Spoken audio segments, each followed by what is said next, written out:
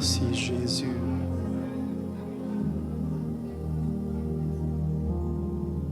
Lève les mains. Père, merci pour ta présence. Merci de bénir ce moment. Merci de nous faire encore du bien ce soir. Seigneur, apprends-nous à savourer chaque instant de ta présence. Apprends-nous à t'écouter. Apprends-nous à t'adorer comme tu le mérites et comme tu le désires. Et surtout, Seigneur, apprends-nous à marcher avec toi. Apprends-nous à te servir. Apprends-nous à être comme tu veux que nous soyons. À faire ce que tu veux que nous fassions. Pour la seule gloire de ton nom. Au nom de Jésus. Amen. Acclame fortement le Seigneur. Alléluia. Je crois que le Seigneur mérite mieux que ça.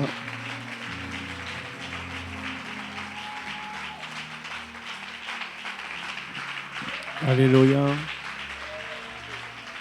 Veuillez vous asseoir. Que Dieu vous bénisse.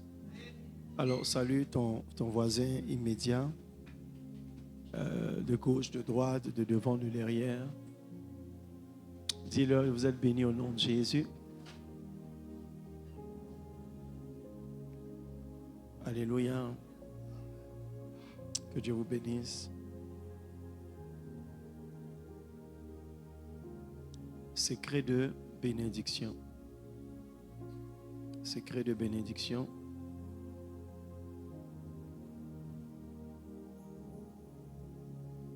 Alors,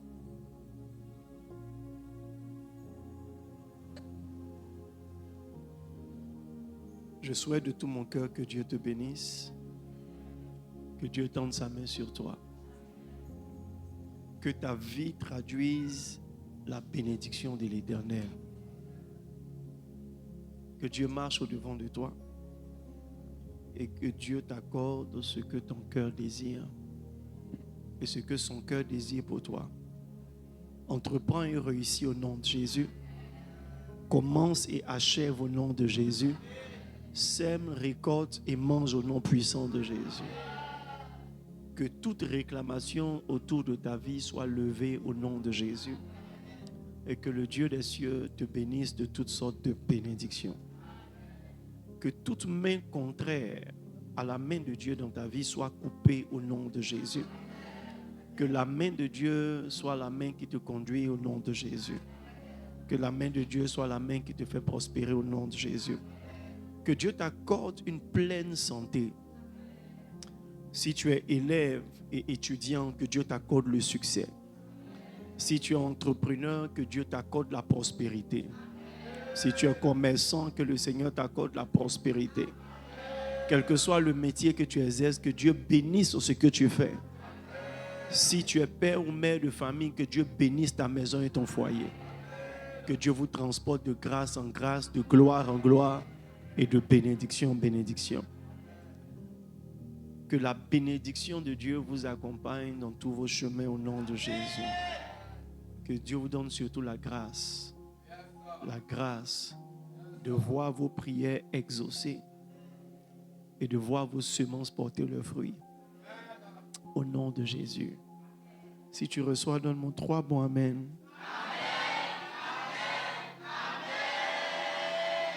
Alléluia. Alors, permettez-moi de récapituler un peu ce que nous avons vu jusque-là en termes de secret de bénédiction. Nous avons vu depuis le commencement que le premier secret de bénédiction, c'était la volonté de Dieu. Amen. Nous avons dit que Dieu ne nous bénit pas en dehors de sa volonté. C'est lorsque sa volonté est faite qu'on peut avoir ce que la Bible appelle le pain quotidien. Il dit, notre Père qui es aux cieux, que ton nom soit sanctifié, que ton règne vienne, que ta volonté soit faite sur la terre comme au ciel. Et donne-nous aujourd'hui notre pain de ce jour, notre pain quotidien. Amen. Alors, c'est quand tu es dans la volonté de Dieu que tu peux avoir ton pain quotidien, tu peux être béni et soutenu. Dis à quelqu'un à côté de toi, si tu veux voir Dieu à l'œuvre dans ta vie, sois accro à sa volonté. Sois en phase avec sa volonté. Amen. Et nous avons dit que l'un des objectifs du diable, n'est-ce pas, c'est de nous faire sortir de la volonté de Dieu. Parce que quand nous sommes hors de la volonté de Dieu, il peut faire ce qu'il veut dans nos vies. Amen. Nous avons parlé des vents qui peuvent nous faire sortir de la volonté de Dieu. Nous avons parlé des démons, n'est-ce pas? Nous avons dit que les démons sont comme des vents, des esprits qui manœuvrent pour nous faire sortir de la volonté de Dieu. Nous avons parlé de nos ambitions qui peuvent nous faire sortir de la volonté de Dieu. La Bible dit, telle voie paraît droite pour l'homme, mais son issue, c'est la voie de la mort. Ça veut dire que tu peux vouloir quelque chose, tu peux désirer quelque chose, mais c'est cette chose que tu désires là, qui te fait sortir de la volonté de Dieu. C'est pourquoi l'une des sagesses de ceux qui comprennent l'importance de la bénédiction, c'est de demander vraiment, de soumettre nos ambitions à Dieu et de demander à Dieu quel est son avis sur nos projets. Amen. Ne courez pas le risque par entêtement d'emprunter un chemin sous prétexte que vous avez la foi que ça va aller. Il y a certaines de tes ambitions dans lesquelles tu peux mettre beaucoup de conviction, mais ça va finir par la confusion parce que ce n'est pas la volonté de Dieu. Alléluia. Donc, il faut apprendre à relativiser. Amen. Je veux, mais Seigneur, quelle est ta volonté? Non pas ce que je veux, mais ce que tu veux.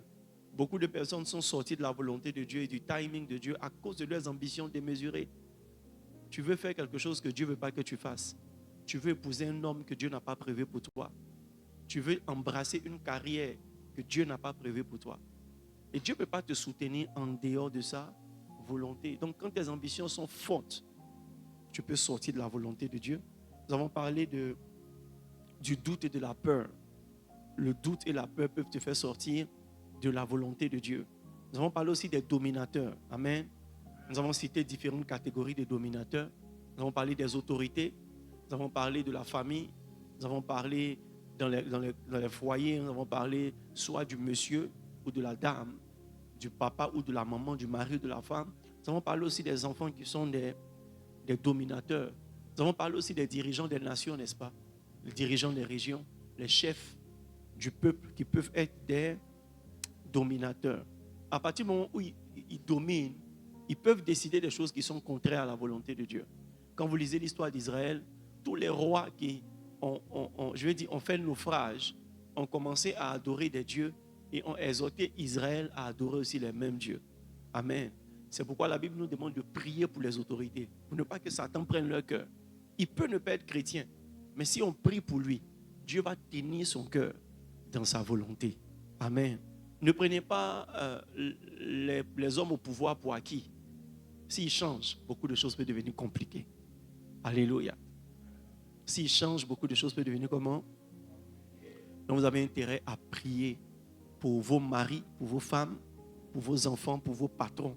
Imagine ton patron dit, il veut te voir dimanche. Amen. Tu vois? Et ça va te faire de la peine parce que c'est ce qui te donne par mois qui te permet de vivre. Amen. Beaucoup de personnes préfèrent l'argent que Dieu. Donc si le patron veut te voir dimanche, tu es capable d'appeler ton pasteur pour lui dire, pasteur, excuse-moi, ce week-end, je ne serai pas là parce que mon patron me voit dimanche. Mais le pasteur, c'est qui? Il n'est rien. Il va te dire, ok, vas-y. Va chercher quoi? Ton gagne-pain. Alléluia. Et lorsque tu vas chercher ton gagne-pain, tu sors de la volonté de Dieu. Et demain, Dieu te demandera des comptes. Donc, il faut prier pour ton patron. Pour ne pas qu'il te donne du travail le dimanche. Alléluia. Et nous avons parlé aussi du monde. Le monde qui est un vent qui peut vous faire sortir de la volonté de Dieu. C'est pourquoi Jacques 4, verset 4 dit, celui qui se fait ami du monde, qui veut être ami du monde, se rend ennemi de Dieu. Celui qui veut être ami du monde se rend ennemi de Dieu.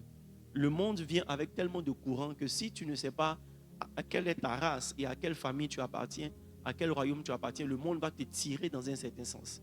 Amen. Vous savez, le monde, c'est un peu comme le serpent. Il est beau, mais ses intentions ne sont jamais nobles. Amen. Tout ce qui est dans le monde est chic, mais il y a la mort derrière. Il y a la mort derrière. C'est pourquoi faites attention à la mode.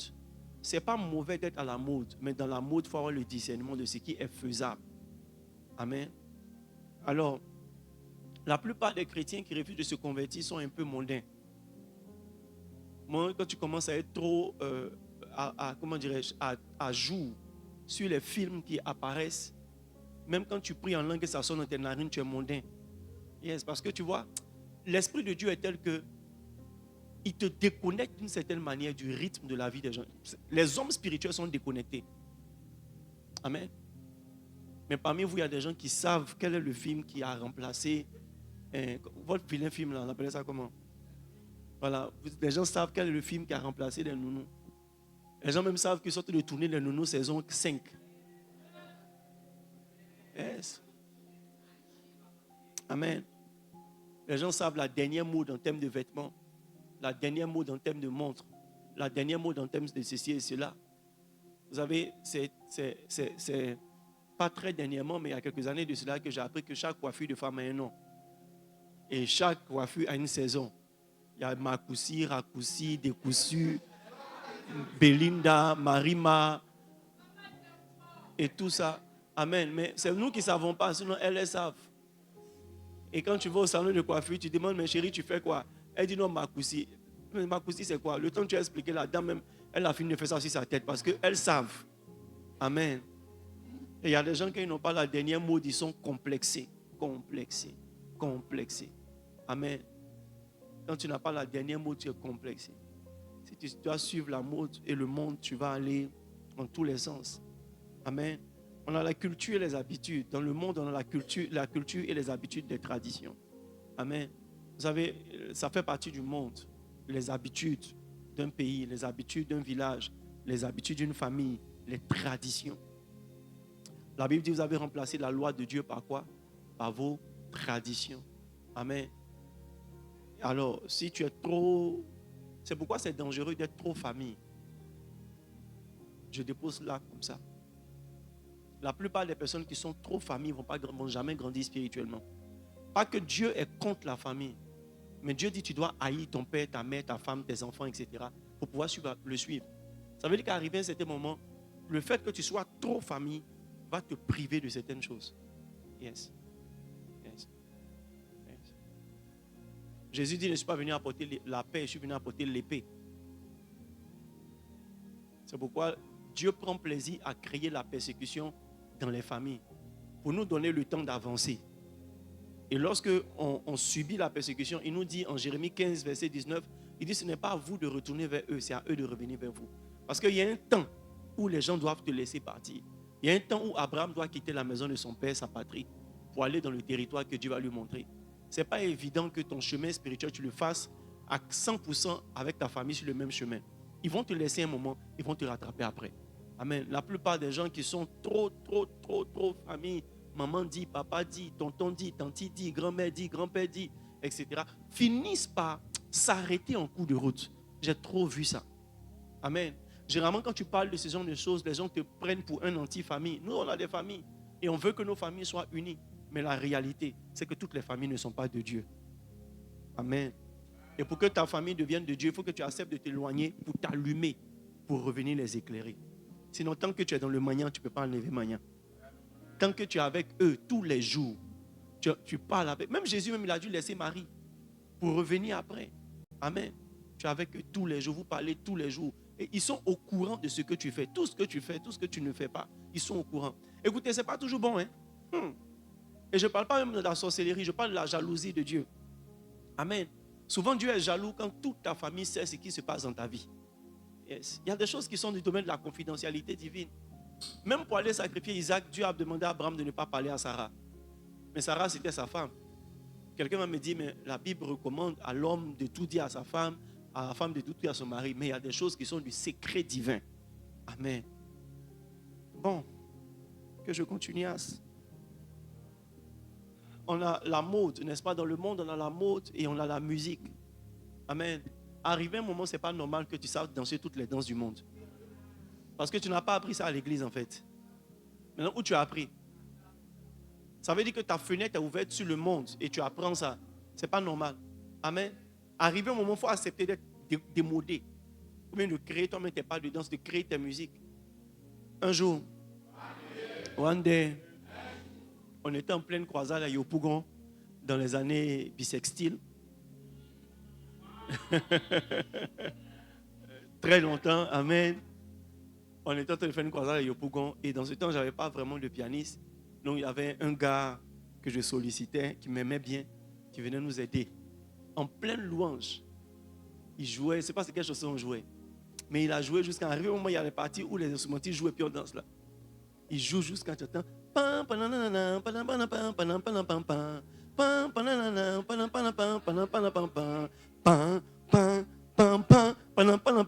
Ça dit comme il nous a envoyé de la louange au Bacheke. Yes. De la louange au Bacheke. Quand il a commencé, il m'a tout tourné les regarder. Mais les gens dansaient. Ils étaient contents. Les amis, la musique est universelle, mais toutes les musiques ne sont pas approuvées par Dieu. Souvent, quand ça quitte le monde pour venir chez Dieu, ça crée la jalousie du Saint-Esprit. Pourquoi ça ne quitte pas l'église pour aller là-bas? Amen. Donc, ce sont des choses, ce sont des vents, amen, qui peuvent vous faire sortir de la volonté de Dieu. L'une des prières que vous faites tous les jours, c'est Seigneur, je veux être en phase avec ta volonté. Et c'est une prière qu'il faut répéter tout le temps. Quand tu as une grande décision à prendre, Seigneur, que ton règne vienne et que ta volonté soit faite. Si tu dois faire un voyage, que ton règne vienne et que ta volonté soit faite. Dernièrement, je me suis rendu compte que tu ne sauras pas toujours ce qu'il faut faire. Les amis, même quand ça te concerne toi seul, tu ne sauras pas toujours ce qu'il convient de faire. C'est pourquoi, pour nous qui avons confiance en Dieu, le mieux c'est de lui demander, Seigneur, que ta volonté soit faite. Et l'une des découvertes que j'ai faites aussi dernièrement, c'est que Dieu peut nous conduire sans nous parler, si on lui donne la permission. Souvent, Dieu ne nous conduit pas toujours en nous donnant des instructions. Dieu nous conduit souvent en nous imposant des choses. Quand tu dis, Seigneur, que ton règne vienne, que ta volonté soit faite, c'est comme si tout autour de toi s'aligne. Et puis, des choses que tu n'as pas prévues se passent. Alléluia. Amen. Amen. Amen. Aujourd'hui, je faisais un entretien avec un de mes fils et il m'a rendu un témoignage qui m'a édifié. Il m'a dit qu'il devait effectuer un voyage avec un de ses parents et étrangement, il a décidé de ne pas partir et c'est lui qui devait conduire. Amen. Et à un certain moment, son parent l'appelle pour lui dire d'appeler les ambulances parce qu'ils ont fait un accident. Donc, imaginez s'il était parti. C'est lui qui allait faire l'accident, c'est lui qui allait être l'accusé. Et il m'a même dit qu'il y avait eu un mort dans l'accident. Amen. Donc, imaginez, voyez, souvent, la Bible dit, il a mis en nous le désir de l'éternité. C'est-à-dire, Dieu te conduit par un désir. Il peut te conduire aussi en t'enlevant un désir. Amen. Mais le plus important, c'est de prier pour dire, Seigneur, que ton règne vienne, que ta volonté soit faite. Et tu dois dire, Seigneur, rends-moi sensible à ta voix. Rends-moi sensible à ta volonté. Et il est plus facile pour Dieu de conduire les hommes. Lorsque quelqu'un a naturellement un cœur rebelle, il finit par tomber dans les pièges que Dieu voulait lui faire éviter. Mais quand quelqu'un est docile, humble, Dieu peut le retirer. Et arrivé un moment, il peut dire, je vois maintenant d'une manière certaine que Dieu a envoyé son ange pour me délivrer. Amen. Que Dieu te rende docile et Dieu te garde des vents au nom de Jésus. Lève la main droite et dis avec moi, Seigneur, que ton règne vienne et que ta volonté soit faite dans tous les aspects de ma vie. Amen. Alléluia. Et le deuxième secret de bénédiction, nous avons dit c'était quoi? La fidélité. Amen. Nous avons parlé de la fidélité à Dieu. Et la fidélité à Dieu se résumait par adorer Dieu seul, servir Dieu seul, honorer Dieu seul. Alléluia. Nous avons parlé ensuite, toujours dans la fidélité, de la fidélité aux sources. Nous avons parlé des parents biologiques. Nous avons parlé des mentors, des parents professionnels. Et nous avons parlé aussi des tuteurs, n'est-ce pas?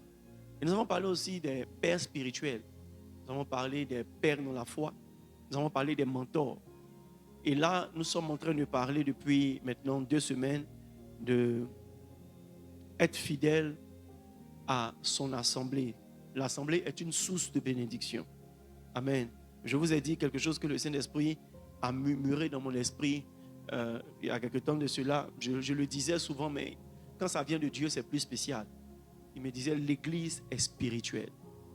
Et hier encore, j'étais en train d'écouter un orateur que j'ai découvert dernièrement et qui a la même appétit que moi. Il a les mêmes, je vais dire, il a la même sensibilité que moi, mais lui, c'est un aîné. Et il parle beaucoup de l'église. Donc, quand Dieu me met quelque chose à cœur, pour voir si c'est vrai, je vais souvent écouter ce qu'il dit. Et ça se confirme. Lui aussi, il disait hier que l'église est spirituelle. L'église est très spirituelle. Par la grâce de Dieu, j'ai trouvé son numéro aujourd'hui. Je lui ai envoyé un message pour lui dire merci d'être à jour. Et merci de me bénir par sa sagesse. J'espère que d'ici peu de temps, il va me répondre. Mais l'église est spirituelle. Amen. L'église est spirituelle. L'environnement de l'église est plus que ce que vous pensez. Écoutez, je vous mets au défi. Je vous mets au défi. Arrêtez d'aller à l'église pendant 1 an. Amen. Non, 1 an pour donner le temps au poisson de pourri pour devenir adjuvant. Amen.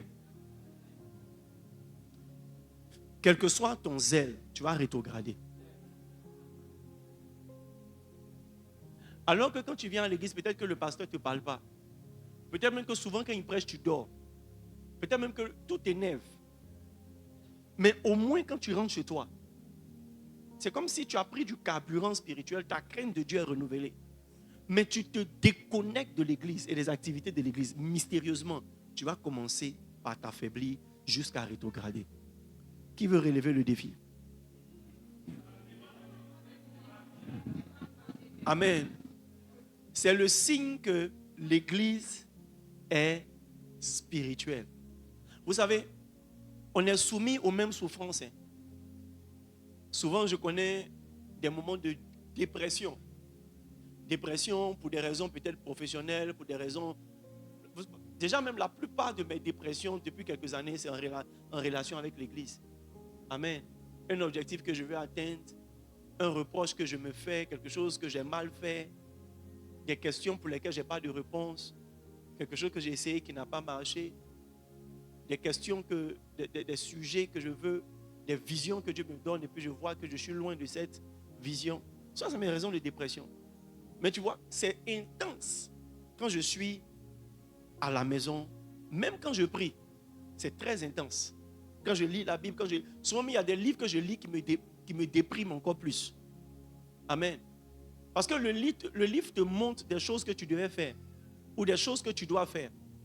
Amen. Si les enfants sont un problème, s'il vous plaît, soyez dehors avec vos enfants. Hein? Un jour, ils vont jouir de la présence de Dieu, mais qui ne me dérange pas, s'il vous plaît. Alléluia. Ou bien on va cotiser pour faire une salle pour vous et c'est vous qui allez aménager. Amen.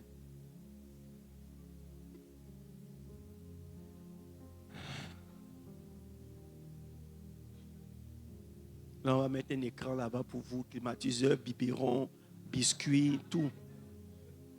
Là, vous allez crier là-bas, vous et vos 15 enfants. Quand ils vont avoir l'âge convenable, ils vont revenir ici.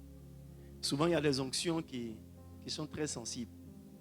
Quand ces onctions-là viennent, même un petit bruit, ça te fait bizarre. Amen. Qu'étais-je en train de dire?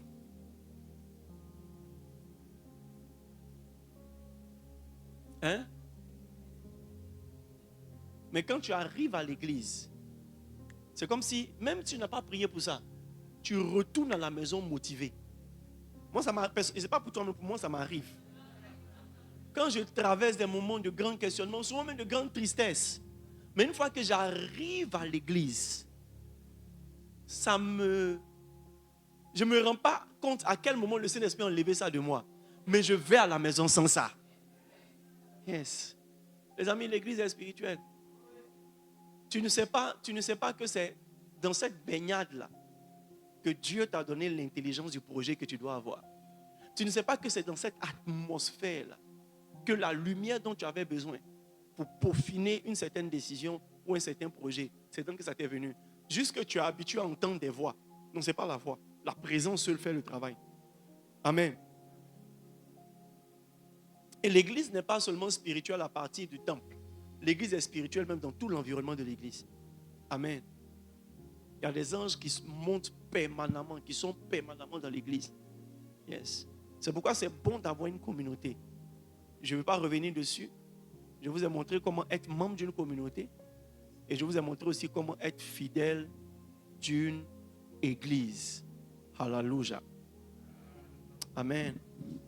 Et toujours dans le domaine de la fidélité, il faut, quand tu es fidèle à l'église, il faut maintenant être fidèle à ton berger. Pas à tes bergers. À ton berger. Alléluia. 1 Corinthiens 4, verset 15, il dit, car quand vous auriez 10 000 maîtres en Christ, vous n'avez cependant pas plusieurs pères, puisque c'est moi qui vous ai engendré en Jésus-Christ par l'évangile. Amen. Vous savez, c'est une sagesse de Dieu que de donner un pasteur à plusieurs et de te donner un pasteur et non plusieurs pasteurs. Alléluia. C'est une sagesse de Dieu. Toute personne qui est née de nouveau a un pasteur. Toute personne qui est née de nouveau doit avoir un pasteur. Vous savez, parce que Dieu n'aime pas palabre. Dieu ne veut pas avoir à poser des questions à plusieurs personnes en ce qui te concerne. Amen. Amen. Vous savez, même dans les écoles, il y a ce qu'on appelle le professeur principal. C'est à lui on pose toutes les questions. Il n'est pas le professeur de toutes les matières, mais il doit rendre compte pour l'élève. Donc le pasteur, si vous voulez, c'est le professeur principal de ta destinée. Et voyez, la plupart des personnes qui ont un problème à avoir un seul pasteur, ce sont des personnes qui sont profondément déloyales, orgueilleuses ou bien complexées. Il y a une maladie dans leur âme qui fait qu'elles ne peuvent pas avoir un seul pasteur. Yes. Et la plupart des personnes qui ont trop de personnes qui parlent au même niveau, à la même amplitude, à la même magnitude dans leur vie, finissent par se perdre. Un jour, one day, Dieu voulait parler à Samuel et il a utilisé la voix d'Élie. Mais si vous lisez bien les Écritures, vous allez voir que Élie n'était pas le seul sacrificateur dans ces temps-là. Il y avait aussi les fils d'Élie qui étaient sacrificateurs pendant que Samuel était sacrificateur. Mais pourquoi est-ce que Dieu n'a pas utilisé la voix des fils d'Élie ou des collaborateurs d'Élie? Parce que Élie était le père ou le pasteur que Dieu a donné à Samuel. Lorsque Anne est venue au temple, c'est à Élie qu'elle a confié. Amen. Conduite par le Saint-Esprit. Alors, la Bible dit, faut traiter d'une certaine manière vos conducteurs parce que c'est eux qui vous rendront compte pour vos âmes. Tous les pasteurs ne rendront pas compte pour ton âme. Vous vous souvenez du témoignage que je vous ai rendu de ce frère qui est décédé et je suis allé demander à Dieu pourquoi tu ne m'as pas dit. Et Dieu m'a dit, ce n'est pas ta brebis, ce n'est pas ton fidèle. Ah donc Dieu connaît le fidèle de ce frère, pardon, le pasteur de ce frère. Amen. C'est un membre qui venait prier à ma cellule. Pour lui, j'étais un mentor. Moi, je me considérais son pasteur, alors que pour Dieu, j'étais juste son mentor. J'étais chargé de lui enseigner des choses pour l'aider à grandir, mais je n'étais pas son père. Donc Dieu n'a pas jugé bon de me dire quelque chose. Plusieurs personnes sont mortes à Sodome et Gomorrhe. Mais quand il s'agit de Lot, Dieu est venu dire à Abraham. Parce qu'en ce qui concerne Lot, Abraham est son berger. Est-ce que je parle à quelqu'un? Qui est-ce que tu considères comme ton pasteur? Et vous savez, l'erreur que vous ne devez pas commettre, c'est de croire que Dieu change vos pasteurs. Tu l'as changé, mais Dieu ne l'a pas changé. Amen. C'est toi qui l'as changé, mais Dieu ne l'a pas changé. Yes. Yes. Tu ne parles pas à ton papa, mais il est ton père. C'est vrai que ton tuteur prend mieux soin de toi que ton papa, mais ton papa, c'est ton papa. Même si tu as changé ton nom de famille, le sang qui coule dans tes veines, c'est son sang. Est-ce que je parle à quelqu'un? Un jour, tu vas chercher son extrait.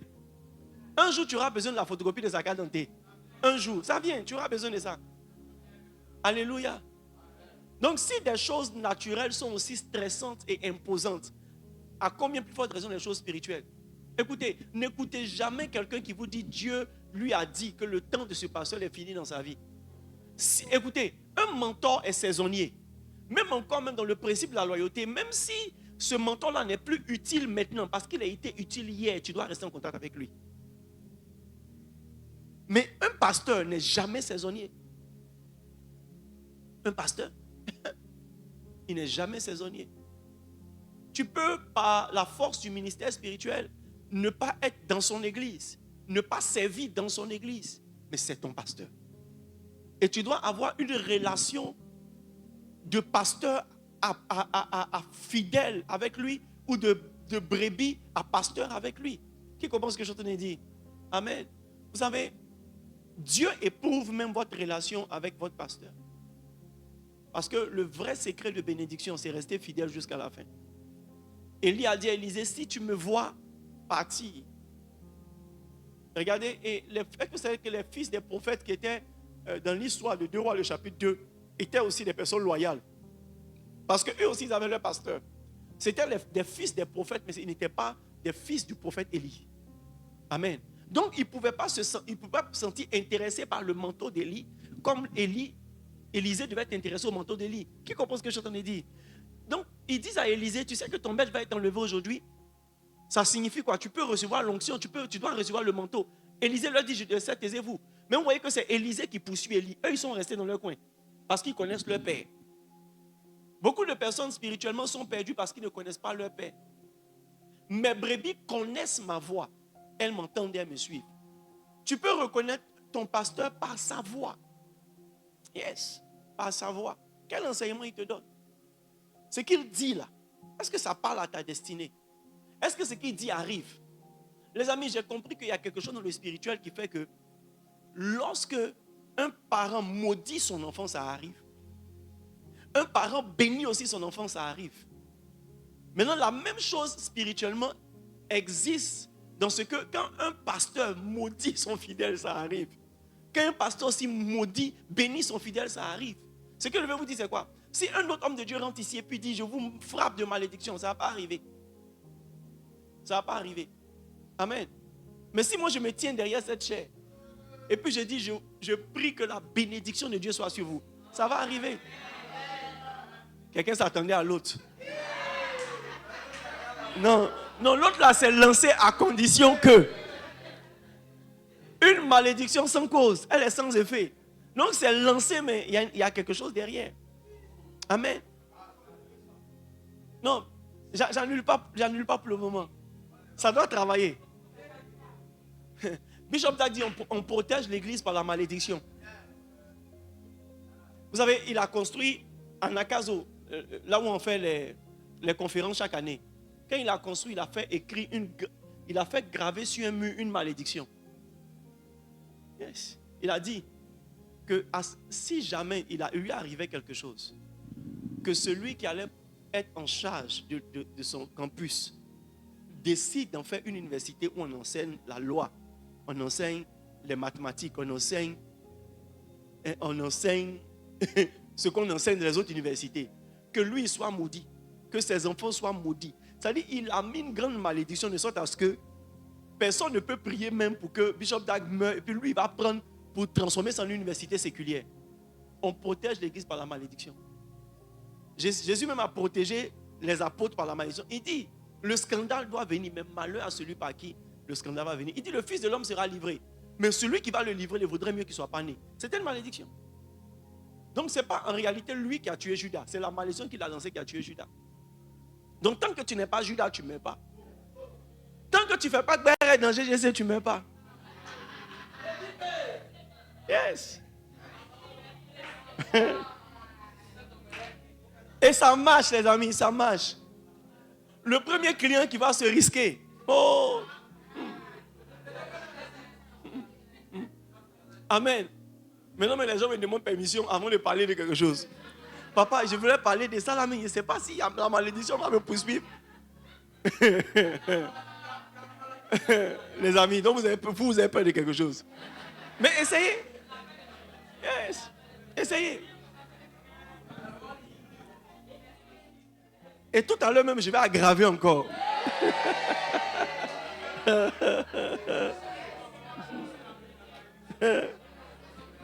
Yes. Là où la malédiction ne fonctionnera pas, c'est quand toi, tu vas te mettre à genoux pour parler à Dieu. C'est-à-dire que tu critiques la personne devant Dieu. Ou bien tu parles de la situation à Dieu. Mais s'il y a une personne entre toi et toi, tu seras maudit. Tes enfants seront maudits d'une maladie que vous ne pouvez pas expliquer. La mort qui va vous frapper, là, il n'aura pas de nom. On va faire examen, on ne va jamais trouver la maladie. Les amis, c'est l'une des rares malédictions, mon cœur dessus comme ça. Et puis je médite chaque jour sur les phrases que j'ai dites. Et puis je saute les voir s'il ne peut pas faire saison 2.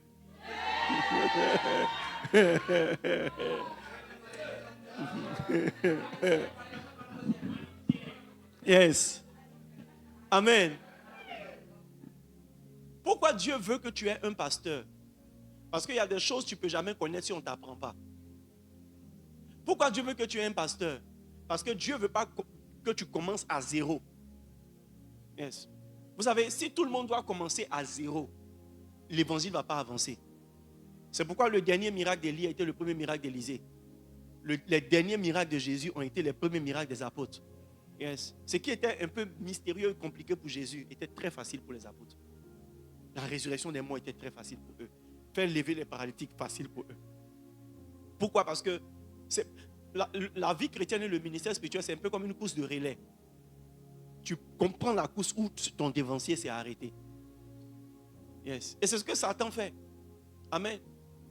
Imagine aujourd'hui, quelqu'un dit, je t'aime trop, je t'offre un Nokia 3310. Mais c'est un téléphone, tu peux mettre une puce. Nokia 3310. Et puis même les puces que ça prenait là, ça ne prend plus les mêmes puces. Parce que maintenant on est au stade des micro-puces. Avant là, c'était les giga-puces. Yes. Amen. Non, tu vois, on ne peut pas, c'est-à-dire, même la technologie évolue. On a pris le Nokia, là où le Nokia a fini, c'est là-bas on a fait d'autres choses jusqu'à aujourd'hui. iPhone 16, on fait le 17. À partir du iPhone 16, on fait le 18, etc. Et chaque nouvelle version s'appuie sur quelque chose d'antérieur qui est amélioré. Est-ce que je parle à quelqu'un? Donc, si tu veux être quelqu'un qui est en retard sur sa destinée, marche sans couverture spirituelle. Marche sans quelqu'un de qui tu prends la suite. Alléluia. Est-ce que vous comprenez ce que je t'en ai dit? Pourquoi Dieu veut que tu aies un pasteur? Parce que Dieu veut que tu aies une couverture. Amen. C'est forcément quelqu'un qui doit te couvrir. C'est forcément quelqu'un qui doit te protéger. La vie spirituelle, là, vous ne voyez pas tout. Hein? Amen. Il y a des choses que vous ne voyez pas. Vous n'avez pas idée des combats qu'il y a autour de vous et des réalités qui existent dans le spirituel. Moi, je bénis Dieu parce que je peux témoigner que j'ai échappé à beaucoup de choses à cause du manteau qui me couvre. Yes. J'ai échappé à beaucoup de choses à cause du manteau qui me couvre. Quand tu n'es pas couvert, tu es exposé. C'est pourquoi on parle de manteau. Dieu utilise la symbolique de manteau pour montrer le niveau de couverture. L'importance de la couverture. Vous savez, quand tu n'es pas couvert et que tu rentres dans le ministère, tu es exposé à tous les vices. Mais ce n'est pas seulement les vices, la mort. Les amis, la chose principale qui peut t'avoir quand tu perds ta couverture, c'est la mort. Ce que vous ne savez pas, c'est que Satan veut vous tuer. Les amis, Satan veut vous tuer. Jospin, Satan veut te tuer. Satan veut vous tuer. Satan veut nous tuer. Jean 10, verset 10 nous a déjà donné la révélation. Le voleur vient pour égorger, et il vient pour dérober, égorger, détruire. On n'égorge pas pour faire plaisir, on égorge pour tuer. On ne détruit pas pour garder le reste, on détruit pour faire disparaître. Yes. Regardez ce que Jésus dit. Il dit, Satan vous a réclamé pour vous cribler. Vous savez ce que ça signifie? Ça signifie que Satan vous a réclamé pour faire le tri au milieu de vous. Comme ça, ceux qui ne correspondent pas aux critères, là, lui, il va les prendre pour les tuer. Les amis, Satan sait. Satan croit savoir, mais je pense qu'il sait. Il a des bases pour savoir qui ne répond pas aux règles. Yes. Amen. Yes. Non, Satan dit, pardon, Jésus, tes gars là, tu penses que tu les connais, tu ne les connais pas. Viens les trier, tu vas voir. Maintenant, je vais te laisser ce qui est bon là, mais ce qui est mauvais là, j'ai récupéré. Et Jésus, quand Satan a dit ça, Jésus a vu que Pierre lui-même, son gars, il a pris. Il dit, mais j'ai prié pour toi, afin que ta foi ne défaille point. Quand tu seras converti, affermis tes frères. Yes. Les amis, si personne ne prie pour toi, tu as défailli. Tu as défailli. Vous savez, là où je suis arrivé aujourd'hui dans le Seigneur, je bénis Dieu pour le Saint-Esprit. Ah, je bénis Dieu. Je bénis Dieu. Et je bénis Dieu. Je bénis Dieu. Ce n'était pas parce que peut-être quelqu'un priait dans le secret, ou même Dieu m'a aimé, je ne serais pas arrivé là où je suis arrivé. Est-ce que vous savez le nombre de personnes qui sont converties en septembre 99, qui sont restées chrétiens jusqu'à aujourd'hui? Est-ce que vous connaissez le nombre de personnes qui ont été baptisées dans une certaine promotion et qui sont restées chrétiens après leur baptême? Est-ce que vous savez le nombre de personnes qui ont dit oui à l'appel de Dieu, qui ne sont plus en train de servir Dieu? Est-ce que vous savez? Les amis, refuser la couverture, c'est prophétiser l'avortement de sa destinée. On a tous besoin que quelqu'un prie pour nous. Les amis, je sais faire la différence entre être couvert et ne pas être couvert. Souvent, on a un pseudo-confort dans la liberté qui est en fait l'exposition à la ruine. Être libre spirituellement, c'est s'exposer à la ruine. Tu n'as personne à qui tu rends compte. Tu n'as personne aussi de qui tu as peur. Les amis, je vais vous expliquer ici que la crainte de Dieu, là, en réalité, si tu ne fais pas attention, si elle ne se matérialise pas par une autorité que Dieu met devant ta vie, ta crainte là sera limitée. La plupart du temps, nous tous, on a l'impression que Dieu est notre petit camarade. Donc, on pêche devant Dieu. Il y a d'autres même qui commettent la fornication en priant. Mais leur plus grande peur, c'est que leur pasteur sache. Donc les gens peuvent dire la vérité en priant à Dieu, mais mentir à l'homme de Dieu. Pourquoi? Parce que tu vois, tu as peur de ce qu'il peut dire. Donc tu vois que en réalité, si tu n'as pas une crainte respectueuse dans quelqu'un que Dieu met comme ton père, tu vas prendre vecteur brousse et tu seras content dedans. Yes. Yes. C'est pourquoi quand l'esprit indépendant commence à prendre vos cœurs, sachez que Satan est à côté de vous. Le sentiment que toi aussi Dieu te parle. Le sentiment que comme Dieu t'a parlé, tu dois faire ce que tu as entendu en rêve ou en songe. Le sentiment que comme tu sais, tu penses savoir ce que tu fais. Donc tu le fais, même en secret tu le fais. C'est le commencement de ta ruine. Quel est le rôle d'un pasteur? Ce n'est pas de conduire ta vie. C'est juste de t'éclairer dans tes choix. De prendre ce que tu penses être vrai, le mettre à la lumière de la sagesse de Dieu et te dire continue ou bien arrête. Amen. C'est pourquoi il te faut un pasteur. Il dit je vous donnerai des bergers selon mon cœur et ils vous paîtront avec sagesse et intelligence. Est-ce que je parle à quelqu'un? Vous savez, on va tous à l'école, mais l'école nous a imposé un emploi du temps. On va tous à l'école, mais le système pédagogique nous a imposé un programme d'apprentissage. Pourquoi il te faut un pasteur? Pourquoi il te faut un père spirituel? Pourquoi il te faut un berger? Parce que toi, tu ne sais pas faire la différence entre le lait spirituel et la nourriture solide. Et tu ne sais pas quand il faut prendre le lait et quand il faut prendre la nourriture solide. Si ça ne tient qu'à toi, tout ce qui est dans ta main, tu vas manger. Amen. C'est ça le propre des enfants. Mais foutou dans la main d'un enfant de 6 mois, il va vouloir manger foutou. Sans se demander, mais est-ce que ça, là, mon organisme peut digérer? Souvent, quand je vous dis n'écoutez pas tel homme de Dieu, écoutez tel homme de Dieu, ne lisez pas tel livre, lisez tel livre. Ce n'est pas que je suis jaloux de ces hommes de Dieu, non. Ce qu'ils enseignent est trop grand pour vous. Et ça peut vous perdre. L'alcool dans l'organisme d'un enfant peut le tuer plus vite que l'alcool dans l'organisme d'un adulte. Yes. Ce qui fait grossir l'adulte tue l'enfant. Yes. Et même il y a des médicaments, quand tu vas à la formation, on ne te demande pas l'âge, on te demande le poids. C'est-à-dire que souvent, là, ton âge, là, ce n'est pas ce qui est important, c'est le poids que tu as spirituellement. Et ton pasteur connaît ton poids et il sait que cet enseignement, ce n'est pas pour toi. Yes. Yes. Non, papa, Dieu m'a mis à cœur de prêcher dans la rue. Mais tu vois, ton zèle, ton projet est bon. Mais à cet âge-là, tu sors là. Tu vas faire juste 2 évangélisations là. Toi, il faut en tenter. Parce que tu n'es pas un poids lourd spirituellement. Beaucoup de personnes pensent que l'évangélisation, c'est juste sortir pour prêcher. C'est le véritable combat spirituel, c'est ouvrir la bouche pour dire Jésus t'aime.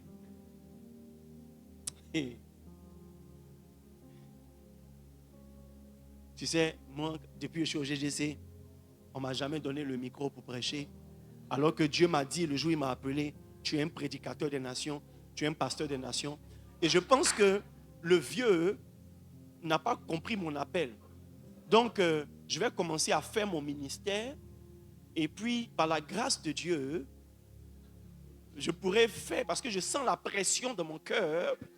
Et je sens que je vais mourir bientôt. Donc, il ne faut pas que je meure avant d'avoir fait la volonté de mon Père. Vous savez, et souvent même, ces personnes-là utilisent beaucoup de protocoles. C'est-à-dire, souvent, ce que toi, en tant que pasteur, tu peux reprocher à tes enfants, c'est d'être mal parti. Mais il y a des gens même qui vont bien, alors qu'ils n'étaient pas censés partir. Ce que tu vas faire là, il ne faut pas seulement savoir prêcher pour le faire. Ce que tu dis, tu t'en vas faire. Ministère, tu dis, tu vas faire là. Église, tu dis, tu vas créer parce qu'au GC, tu ne prêches pas là. Il ne faut pas seulement lire la Bible pour aller faire ça. Il faut quelque chose qui est derrière toi, qui est sur toi et qui est en toi. Vous savez, si Dieu n'a pas changé tes anges, ton ministère ne peut pas changer. Donc, tu vois que ta vision peut s'élargir, les opportunités peuvent se créer. Mais il faut regarder, est-ce que Dieu a changé tes anges? Est-ce que vous savez que quand Jésus est né, ce sont les anges qui étaient là? La Bible dit des anges chantaient. Les mêmes anges qui étaient là quand il était bébé là. Il y a d'autres anges qui sont venus les renforcer quand Jésus grandissait. Mais quand Jésus devait rentrer dans le ministère, la Bible dit qu'il y a de nouveaux anges qui sont descendus pour le servir. Donc tu vois que vous êtes zélés pour rien. Les gens même se cachent pour aller prêcher dans la maison des gens. Écoutez, tu ne sais pas les problèmes que tu t'attires. Le manteau que tu as là, ce n'est pas contre le froid.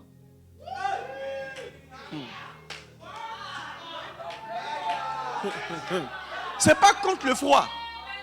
Et tu t'es aventuré dans un endroit très froid. Tu as prêché par la miséricorde de Dieu. Les malades sont guéris. La famille a été édifiée. Il y a même des témoignages. Mais le problème, le manteau que tu as ne peut pas te protéger des démons froids qui attaquent la famille. Et tu vois qu'après cette famille-là, tu ne te retrouves plus. Il y a beaucoup de personnes aujourd'hui qui ont des problèmes qu'ils ne devaient pas avoir. Parce que vous êtes empressés d'imposer les mains alors que vous n'avez pas atteint l'âge d'imposer les mains. Mais tu vois, comme tu penses que tu es arrivé et tu ne consultes plus avant de faire des choses, tu es livré à toi-même. Pourquoi Dieu te donne un pasteur? C'est pour ta protection. David dit quand un ours ou un loup ou un lion vient prendre mes brebis, je les poursuis, je les rattrape. Toi, quand tu es en train de te perdre, qui te poursuit spirituellement? Qui poursuit les démons qui veulent t'attraper pour te rattraper? Écoutez, il y a des prières qu'on fait pour vous, même quand vous êtes toclobella, qui font que vous revenez à la raison. Dernièrement, j'ai découvert que souvent, ce n'est pas parler. Vous savez, vous n'écoutez pas. Donc, j'ai découvert que ce n'est pas parler qui vous aide, c'est prier pour vous qui vous aide. Les amis, c'est nous qui croyons que vous nous écoutez. Vous ne nous écoutez pas. Mais pourquoi malgré le fait que tu n'écoutes pas, tu trouves toujours le chemin pour revenir dans le Seigneur? Parce que quelqu'un prie. Maintenant, enlève cette couverture de ta vie. Enlève. Par ton orgueil, par ton indiscipline, par ta déloyauté, par ton esprit indépendant, enlève cette couverture. Yes. Yes. Yes. Yes. Je vais vous poser une question. Est-ce que vous ne vous êtes pas rendu compte que c'est ce que vous faites hors de la connaissance, hors des yeux de votre pasteur qui est marqué par le sceau du péché? Toutes les fois où le diable vous fait tomber, là, il vous cache les yeux de votre pasteur. C'est ce que vous faites dans le secret. Pas dans le secret de Dieu parce que Dieu sait. Mais dans le secret de votre pasteur. C'est ça qui vous rend malade spirituellement. Souvent le fait même qu'il le sache là, même si c'est une bêtise, ça met quelque chose en toi. C'est comme si ça te donne la force malgré la tentation de dire non. Mais quand tu te résous que tu ne diras pas, tu n'exposeras pas ton cœur, les pires des vices t'arrivent, le pire de malheur t'arrive, les pires des erreurs t'arrivent. Souvent dire à son pasteur, c'est une prière. Je vais vous dire quelque chose. Non, je ne vous dis pas, vous êtes encore des enfants. Souvent dire à son pasteur, c'est une prière. Ah, bon, j'ai telle chose à faire, je vais en parler à papa. Une fois que tu n'en parles, souvent, mais il ne te dit rien de bon. Souvent même, comme à mes habitudes, j'ai prié, je te dis, j'ai prié. Ou bien que Dieu soit avec toi. Mais étrangement, après cette phrase-là, toi-même, tu vois que tu es en train de découvrir ce qu'il faut faire. Souvent dit, là. Moi, j'ai fait le constat. Tous ceux qui m'ont dit ne sont plus tombés dans leur faiblesse. C'est ceux qui m'ont jamais dit qui mangent la poussière. Tous ceux qui m'ont dit, papa, ces temps-ci là, voici ce qui ne va pas. Le fait que tu as eu le courage de me dire, ça te donne la force de ne plus retomber dedans. C'est étrange. Pas parce que la force vient de moi, mais la force vient de Dieu. Et ta connexion est ton salut. Pourquoi Dieu ne te donne pas beaucoup de pasteurs? Parce que beaucoup de personnes, dans leur désordre personnel, veulent accuser plusieurs hommes de Dieu de leurs erreurs. Donc quand tu viens ici et que l'homme de Dieu te dit ne fais pas, et que l'autre homme de Dieu t'a dit fais, que tu fais, que ça est bizarre, tu dis il y a quelqu'un qui t'a dit de faire. Tu veux pouvoir vivre à ton propre rythme. Une seule personne ne t'arrange pas. Pourquoi certaines personnes n'ont pas un seul pasteur? Parce que tu n'as confiance en personne. La plupart des personnes qui n'ont confiance en personne consultent beaucoup de personnes. Yes. Yes. Parmi vous ici, je sais qui parle à qui avant de venir me parler, ou qui demande conseil à qui après m'avoir demandé conseil. Mais ça me montre ton niveau de confiance en moi. Yes. Yes. J'avais besoin d'un certain conseil. J'ai appelé mon frère, le pasteur Yann Diati. Quand il a fini de me donner un conseil, il dit, je ferai exactement ce que tu as dit. Alors que j'ai le numéro des révérends, j'ai mon ami pasteur Abel, j'ai beaucoup d'hommes de Dieu à qui je peux appeler pour la même situation, pour le même conseil. Je ne les ai plus appelés. Pourquoi? Parce que j'ai décidé que ce qui sort de sa bouche, c'est ce que Dieu voulait me dire. Plus tu consultes les gens, tu montes ton niveau de confiance en celui que tu as consulté. J'ai vu papa m'a dit de ne pas faire, mais toi, qu'est-ce que tu en penses? Ça veut dire quoi?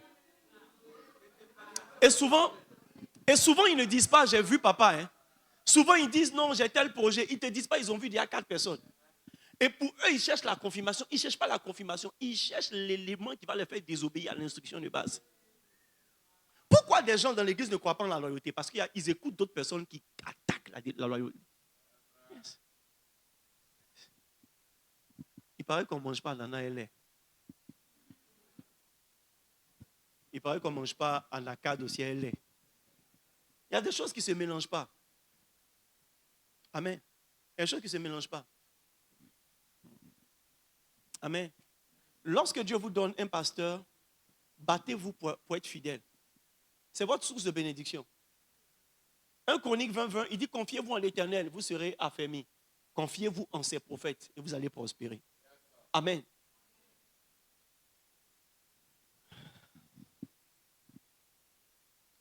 Le dimanche, par la grâce de Dieu, j'ai engagé une libéralité ici. Et j'ai dit, le signe que je demande à Dieu, c'est que certaines personnes reçoivent au moins le double de ce qu'ils ont semé. Dieu m'a exaucé. J'ai reçu au moins 4 ou 5 témoignages comme ça de ce genre.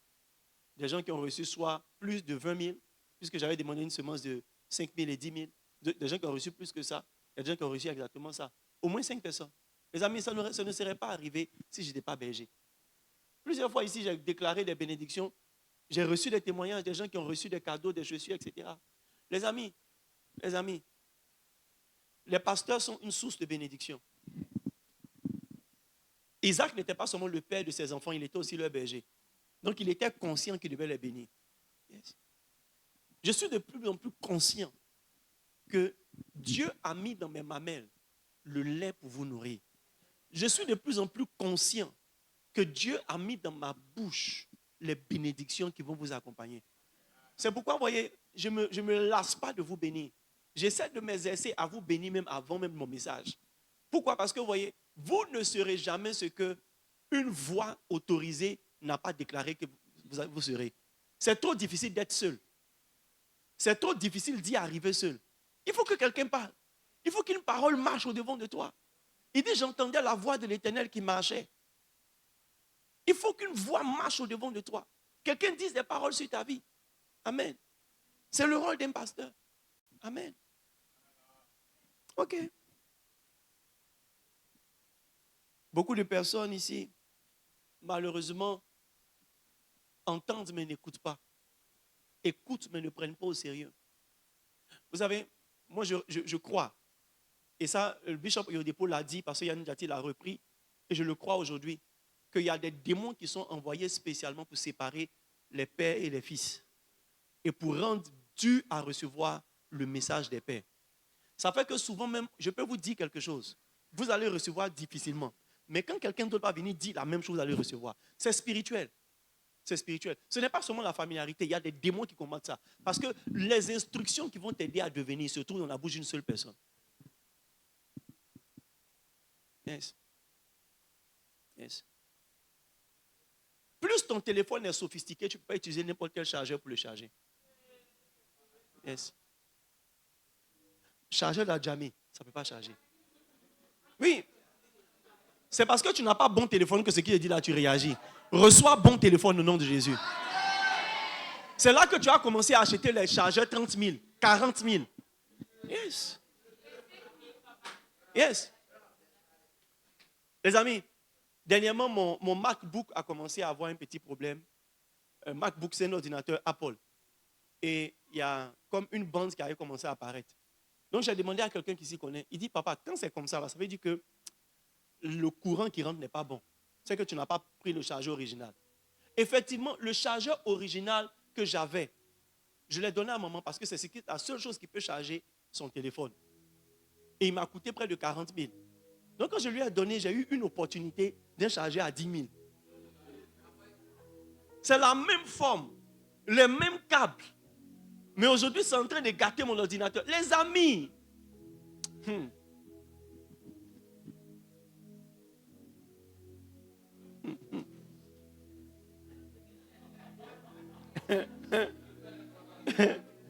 yes.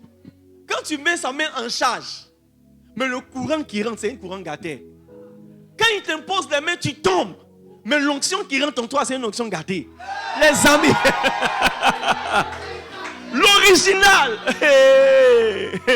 l'original, c'est-à-dire ce que Dieu a préparé pour toi. Sois loyal à ça. Non. Amen. Pas que les autres onctions ne sont pas bonnes, mais mets-le à leur place. Ne mets jamais un mentor à la place de ton pasteur. Ne mets jamais un mentor. C'est une grosse erreur. Un mentor mérite d'être honoré. Un mentor mérite que tu sois aussi fidèle à lui. Mais à César, ce qui est à César. Et à Dieu, ce qui est à Dieu. Aucun père biologique ne peut accepter que pendant qu'il est là, tu offres un iPhone 17 à son petit frère parce qu'il a été une figure paternelle pour toi. Et lui, tu lui offres un Samsung bizarre. Tu vois, ce n'est pas le cadeau qu'il va regarder, mais le niveau du cadeau. Yes. Et le spirituel est comme ça. Beaucoup de personnes donnent l'honneur des pères aux mentors. Yes. Yes. Beaucoup de personnes donnent l'honneur des pères aux mentors. Aux gens que tu as rencontrés juste dans la foulée de ton ministère. C'est parce que tu es devenu quelqu'un qu'ils ont voulu te mentorer. Il y a des gens qui ne sont pas prêts à faire de toi quelqu'un, mais qui peuvent continuer avec toi là où quelqu'un t'a laissé. Il y a des gens qui ne peuvent pas te donner certaines compétences, mais ils veulent profiter des compétences qu'on t'a données. Ils vont t'aiguiser, c'est vrai, mais ils n'auraient pas pu faire de toi ce que tu es devenu. Et quand c'est comme ça, votre cœur déloyal et infidèle donne l'impression que votre pasteur n'a pas bien pris soin de vous. C'est maintenant que vous avez trouvé un père. C'est une séduction. Une séduction. C'est une séduction. Yes. Et le tout n'est pas de dire c'est mon pasteur, c'est mon papa. Ne papaisez pas quelqu'un.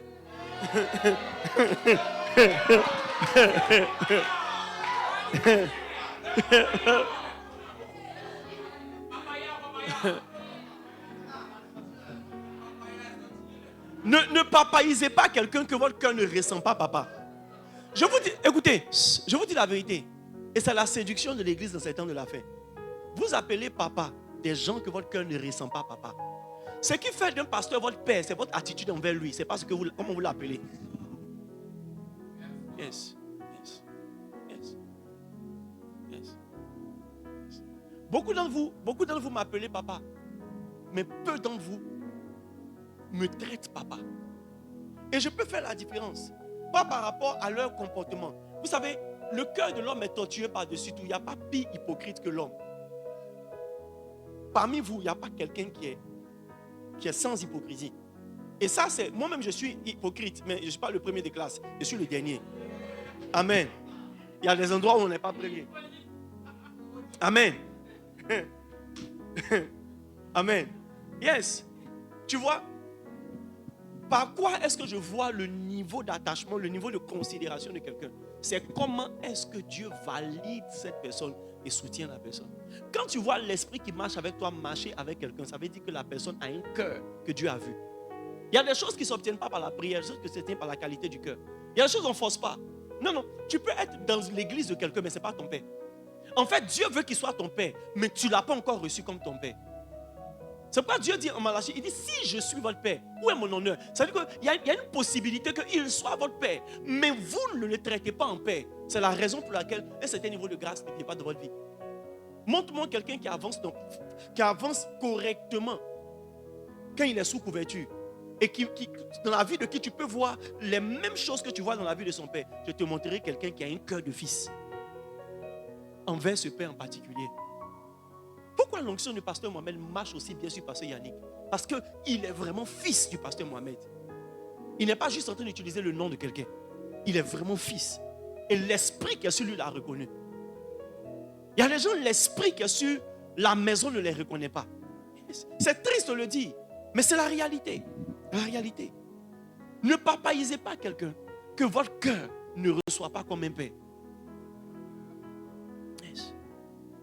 Comment je vois que je suis vraiment votre père? C'est comment est-ce que l'esprit qui est avec moi marche avec vous. Yes. Samuel était vraiment le fils d'Élie. C'est la raison pour laquelle Dieu a utilisé la voix d'Élie pour parler à Samuel. Yes.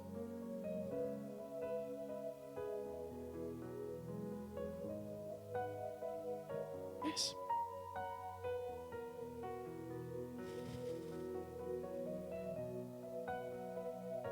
L'une des choses qui caractérisent les fils, les vrais fils, c'est de recevoir les instructions. Recevoir les instructions. Les amis, un fils, tu ne forces pas pour lui donner une instruction. Ce n'est pas que toutes les instructions sont faciles à recevoir. Mais la particularité, c'est quoi? C'est que quand tu dis quelque chose, pour lui, là, c'est la parole de Dieu. Et il va s'aligner à ça. Yes. Yes. Mais quelqu'un qui n'est pas un fils, il conteste dans son cœur. Et tu vas voir qu'il ne fait pas exactement ce que tu lui as dit de faire ou de ne pas faire. La particularité d'un fils, c'est recevoir les instructions. Toutefois où tu seras porté à faire à ta manière, tu es en train de découvrir ton niveau de filiation. Anyway, je vous dis ces choses pour que vous sachiez. On est en train de parler des secrets de bénédiction. On est vraiment en train de parler des secrets de bénédiction. Je veux que tu comprennes en même temps l'une des raisons pour lesquelles tu ne seras pas béni ou tu risques de ne pas être béni. Ce n'est pas parce que tu n'as pas de père spirituel, parce que tu n'es pas un fils. Ce n'est pas parce que tu n'as pas de berger, c'est parce que tu n'es pas une brebis. Yes. Yes. Juste que tu as, en fait, effectivement, il a dit, tu es bouc. Tu es bouc. Et ça, vous savez, personne ne peut te dire ça. Toi-même, tu dois te remettre en cause et voir ton niveau de filiation. Vous savez, souvent, à force de blanchir vos irrégularités, vous ne vous corrigez pas. Il y a des gens qui ont des arguments pour tout. Il y a quelques temps de cela, quelqu'un me disait, lui n'a pas eu de bon rapport avec ses parents. Nous tous n'avons pas eu de bon rapport avec nos parents. Mais il y a des choses qu'on apprend. Tu vois, si tu ne te forces pas à faire ce que tu ne faisais pas naturellement hier, tu vas perdre une bénédiction. Et ce n'est pas une question de temps. Toi-même, ta vie va démontrer que tu es en retard. Pas parce que Dieu ne veut pas te bénir, mais parce que tu vois, quand il s'agit de la volonté de Dieu, tu dois te plier en quatre pour rentrer dedans. Les amis, quand on prend un billet d'avion pour aller à Accra, ce n'est pas parce que ça ne coûte pas cher. Ça coûte cher. Ça coûte très cher. Yes. Ça coûte cher. Mais tu vois, ce n'est pas les montants qu'on dépense pour partir. Ce sont les choses qu'on n'a pas eu l'habitude de dépenser. La manière dont par la grâce de Dieu, j'essaie de créer, de m'approcher de Bishop Dag et de le mettre au centre de beaucoup de choses. Ce n'est pas la même manière que j'ai mis avec mon père. Non. Mais je m'efforce dans quelque chose qui est un principe de Dieu. Je ne laisse pas mon passé et mes irrégularités du passé m'empêcher d'être béni. Les amis, si tu ne te changes pas, tu ne vas pas avoir un nouveau vêtement. Si tu n'acceptes pas de changer quelque chose, le problème, je vous regarde avec beaucoup de peine. Tous ceux qui philosophent autour de la paternité spirituelle, vous allez recréer la roue. Vous aurez le sentiment que Dieu est avec vous. Mais vous allez recréer la roue. Et dans 10 ans, vous serez au même stade. Pas parce que Dieu ne voulait pas vous aider. Mais vous avez voulu choisir votre propre chemin. Recréer votre propre roue. Il vous aurait suffi juste d'être humble pour accepter la couverture d'un père. Recevoir ses instructions. Souvent, vous savez, ce n'est pas la relation avec le père qui est la plus importante. C'est l'esprit du père. Donc la relation avec le père, là, c'est du matin jusqu'à l'heure où on peut se voir. Mais après l'heure où on peut se voir, c'est l'esprit du père qui prend la suite. Il dit à Géasi, mon esprit n'était pas loin. Je ne sais pas si je dois vous enseigner ces choses. Vous savez, la première fois que Révérend devait venir, l'une des choses même qui a fait que j'ai reçu Révérend, c'est parce que Dieu m'avait déjà dit que Bishop Dag était mon père spirituel. Et quand Révérend est venu, la première année, le premier jour il est venu, il a prêché. Et dans la nuit du premier jour, le deuxième jour il devait prêcher, le dimanche, j'ai eu un songe. Et dans le songe, il était en train de choisir ses habits. Et Bishop Dag était là. Et Bishop Dag lui disait, il faut porter l'habit vert. Et puis Bishop Dag a disparu. Et je me suis réveillé. Vous savez ce que le révérend a porté le dimanche? Une tenue verte, modèle là, je n'ai jamais vu. Moi-même, quelqu'un qui a le courage de porter vert comme ça, il me posait des questions sur lui. Mais en fait, c'est pour montrer que c'est l'esprit de Dieu sur Bishop Dag qui a créé le chemin pour que le révérend vienne. Pour que l'alliance entre nous et le Père là soit consommée. La deuxième fois où il devait venir, j'ai eu un songe où Bishop Dag lui montrait ce qu'il devait prêcher. Tu vois, quand tu n'es pas enseigné sur les choses spirituelles, tu as l'impression qu'on s'est appelé aujourd'hui, ça va. On ne s'est pas appelé, ça va. Comme on ne s'appelle pas là, c'est bon. Non, non. C'est ton cœur. C'est ton cœur. Il y a quelque temps, de cela, une maman ici me disait, papa, j'ai senti ton parfum dans mon salon. Moi, il a fait comment pour apparaître chez toi mon parfum? Si elle savait faire ça, je n'allais pas aller chez les gens que je veux aider. J'allais aller chez les gens que je veux chicoter. Il y a trop de gens dans cette église que je veux chicoter. Au moment où tu es en train de dire, tu sais, j'ai pensé à toi.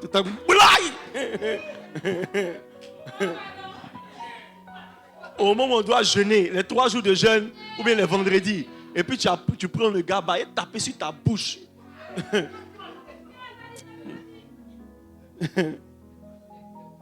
Ça peut nous aider. Les amis, notre plus grand défi, c'est d'avoir des cœurs de fils. Amen. Vous savez, je vous dis ça et je vais peut-être continuer, on va arrêter. Tu peux être à une station et quitter la station sans avoir fait le plein. Parce que pour que tu puisses charger, il faut ouvrir ton réservoir. Il faut accepter que quelqu'un prenne la pompe et mette. Et ce n'est pas toi qui détermine le temps de remplissage. C'est même pas la pompe, c'est même pas le pompiste même qui détermine. C'est la pompe, c'est la source qui détermine. Le pompiste n'est que le gestionnaire de ce qui vient. Souvent les gens sont, je suis GGC, je vous dis la vérité. La plupart des personnes qui sont vraiment GGC, vous allez les voir dans peu de temps. Yes. Donc, et vous n'allez pas les voir parce qu'ils vont, non, vous allez les voir par comment est-ce que Dieu marche avec eux. Et les personnes qui ont été juste des figurants dans la masse, on va les voir. Les gens se sont vantés de suivre Jésus. Mais combien de personnes l'ont vraiment suivi? On a vu ça par la suite. Yes, on a vu ça par la suite. Être là ne veut pas dire que tu es vraiment dans l'alliance et dans la dispensation. Regardez ce que la Bible dit. Il dit celui qui va regarder au serpent des reins, c'est celui-là qui sera guéri. Vous savez ce que ça signifie? Un serpent qui t'a mordu. On dit, ok, on a fait maintenant son image. On l'a mis sur un poteau, il faut le regarder. Quelque chose qui t'a mordu naturellement, tu es dégoûté par lui. Écoutez, ce n'est pas parce que tu as été trompé par les hommes de Dieu qu'il n'y a pas d'autres hommes de Dieu vers lesquels tu dois lever les yeux. Il y a des hommes de Dieu, pour bien les voir, il faut lever les yeux, ils sont en haut. Ton pasteur est quelqu'un que tu dois regarder en haut. Le serpent t'a mordu par le bas, mais tu dois le regarder en haut. Les hommes t'ont fait du mal par le bas, mais parmi les hommes, il y a un que tu dois élever. Le problème, c'est quoi? Quand tu prêches des choses chez toi, on a l'impression que tu te recommandes. Non. Mais si je ne vous dis pas ça, personne ne vous dira. Et je ne vais pas le dire ailleurs et ne pas pouvoir le dire chez moi. Je serais un hypocrite. Amen. Si on était en réunion fermée, j'allais dire des choses plus graves que ça. Et si on était en culte des leaders, j'allais dire encore des choses plus graves que ça. Mais comme on est au culte des chrétiens sérieux, et soyons sérieux. Amen. Soyez fidèles. Amen. Moi, j'ai accepté que je suis votre pasteur à vie. Yes. J'ai accepté. Même si tu es ton club, je suis ton pasteur. Même quand je vais te chasser de l'église, je suis ton pasteur. Yes. Paul dit, ce sont mes enfants, mais je les ai livrés à Satan, afin qu'ils apprennent à obéir à Dieu. Yes. Yes. Je les ai livrés à Satan. Écoutez, même quand ton père te chicote, il est toujours ton père. Amen. Et ça, c'est tout. C'est ma décision, c'est mon cœur. Parce que je sais que pour la plupart d'entre vous, c'est Dieu qui vous a donné. Et Jésus dit, je n'ai perdu aucun de ceux que tu m'as confiés. C'est-à-dire que je n'ai même pas le droit de rejeter quelqu'un que Dieu m'a confié. Mais j'ai le droit de corriger. J'ai le droit et le devoir de corriger. La seule chose qui risque de ne pas être vérifiée, c'est votre capacité à garder un cœur de fils, à avoir un cœur de fils et à garder un cœur de fils. Et une attitude qui va avec jusqu'à ce que Jésus revienne. Votre bénédiction dépend. Yes. Vous savez, tout pasteur mystérieusement ressent ses enfants. Tout pasteur mystérieusement, il ressent ses enfants. Il les ressent. Yes. Il y a des gens, mais je me force pour ressentir, je ne les ressens pas. Et ce n'est pas parce que, tu vois, c'est pas parce que vous n'êtes pas censé être mes enfants, mais c'est parce qu'il y a quelque chose en vous qui me refuse comme père.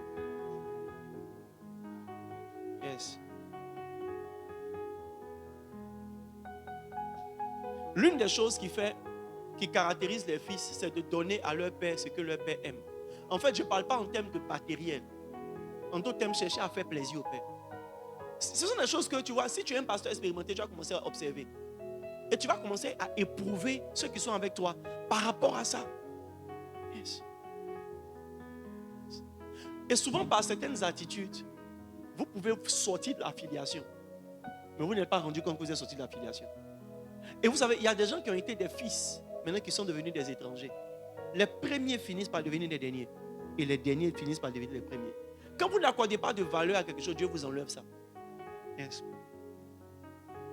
Les disciples d'Emmaüs n'étaient pas les seuls à fuir l'endroit où Jésus a été crucifié pendant que les disciples étaient en face. Mais Jésus allait les chercher. Pourquoi? Parce qu'eux, ils avaient le cœur de fils. Mais parmi les autres, là, il y a d'autres, on les a laissés se perdre.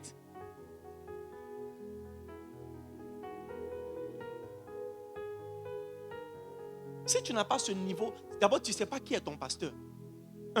Et tu n'as pas le cœur de fils envers ton pasteur. Ce qui va se passer, c'est que tu vas te priver d'une raison de bénédiction. Ta vie sera compliquée. Les amis, vous savez ce que ça fait de ne pas avoir quelqu'un à qui tu parles. Quelqu'un sur les épaules de qui tu peux pleurer.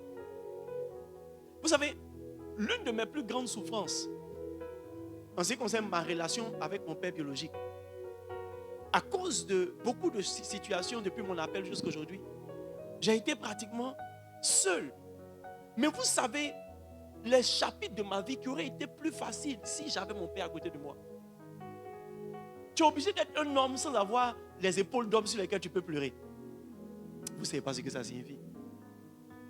Écoutez, peut-être que toi tu as perdu ton papa, tu as perdu ta maman. Moi j'ai vécu ça. Ça dit, je n'ai pas perdu parce qu'ils sont morts, j'ai perdu parce que je ne pouvais pas compter sur eux. Encore, je bénis Dieu pour ma mère qui a toujours été là pour moi. Yes. Spirituellement parlant, tu n'as pas quelqu'un à qui tu peux dire la vérité et le regarder dans les yeux. Et puis, sentir dans ton cœur qu'il ne te juge pas. Même s'il est en colère, il ne te juge pas, il va t'aider. Il va t'aider. C'est ce que ça signifie. Il y a tellement d'erreurs dans ma marche chrétienne que j'aurais pu éviter si seulement j'avais cette figure. C'est pourquoi aujourd'hui, dans ma relation avec Bishop Dag, je ne vais pas être loin. Je ne vais pas être loin. Je suis en train de progressivement d'atteindre le stade où je peux payer mon billet d'avion pour lui dire, papa, ça fait 2 mois que je n'ai pas prié. Je ne sais plus comment lire la Bible. Ou bien c'est temps-ci d'avoir. Tu vois, pas parce que Dieu n'aide pas. Mais souvent le temps, Dieu va te parler là. Tu as entendu d'autres voix. Souvent même tu ne sais pas quelle est la voix de Dieu dans tout ce que tu entends. Les amis, c'est parce que vous n'êtes pas spirituel que vous n'avez pas quelqu'un que vous consultez. Un jour, j'ai cherché la voix de Dieu. Et Dieu merci, l'une des personnes que Dieu utilise beaucoup pour confirmer ou bien pour m'orienter, c'est Pasteur Yannick. Je l'ai appelé, j'ai dit, mon frère, si jamais tu entends de moi quelque chose, s'il te plaît, aide-moi. Si jamais tu vois que j'ai pris un chemin qui n'est pas le chemin de Dieu, s'il te plaît, aide-moi. Ne me laisse pas, même si je ne te sollicite pas, aide-moi. Yes. Et je le disais au téléphone, j'avais les larmes aux yeux. Lui aussi m'a dit, mon frère, pareil, on vient de loin. Si jamais tu entends que je t'en ai fait quelque chose que Dieu n'a pour pas, aide-moi. Tu sais ce que ça signifie d'avoir quelqu'un que tu peux regarder comme un garant. Ah. Moi, quand je dis je vous regarde et je vous vois ne pas être en train de progresser pour certains et en train de vous embouber dans la bêtise pour d'autres, j'ai compassion. Je me remets en cause et me dis, est-ce que j'ai été ce père, ce pasteur accessible? Mais il n'y a rien de moi qui vous a rejeté. J'ai été là. Mais ce qui est étrange, c'est quoi?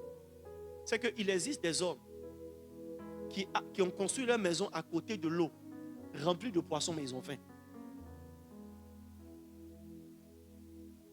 Parce qu'ils espèrent que l'eau va faire sortir le poisson quand leur estomac fait brrr, brrr. Alors que l'eau est déjà à côté, le poisson est déjà à côté. C'est juste mettre ta canne. Créer la loi de la communication. La loi de la relation. Juste pour pouvoir recevoir ce qu'il y a dedans. La plupart des questions que vous ne posez pas, vous n'aurez pas de réponse. Donc votre ignorance est intentionnelle. Il y a quelque chose que tu as besoin de savoir pour être là où tu ne pouvais pas aller. Mais tu vois, la réponse est à portée de main. Mais la question ne vient pas.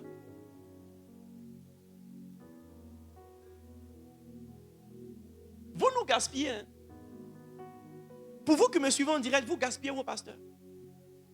Vous gaspillez vos pères spirituels. Les amis, l'une des personnes qu'on gaspille, nous les pasteurs en Côte d'Ivoire ici, c'est le révérend Bénédictus. Quand tu as 1 minute avec le révérend, tiens, tu ne sais pas si il a une bibliothèque humaine ou bien église là. Dieu a créé église. Non, Dieu l'a créé puis il a créé église après. Il n'y a pas une situation de l'église où le révérend n'a pas de réponse. Lorsque il est rentré, on a été en contact la première fois, son frère Richard m'a dit, Bishop, la meilleure manière de tirer profit de mon frère, c'est de lui poser question. Il connaît chose. Il connaît chose. Et j'ai testé. Il n'y a pas une question que tu lui poses et il n'y a pas une réponse de sagesse appuyée sur les Écritures. Mais tu vois, on s'assoit avec lui, on va manger, on va causer, souvent même on prend l'avion ensemble, il est loin. Mais tu vois, voici quelqu'un qui peut te faire gagner 10 ans. Yes.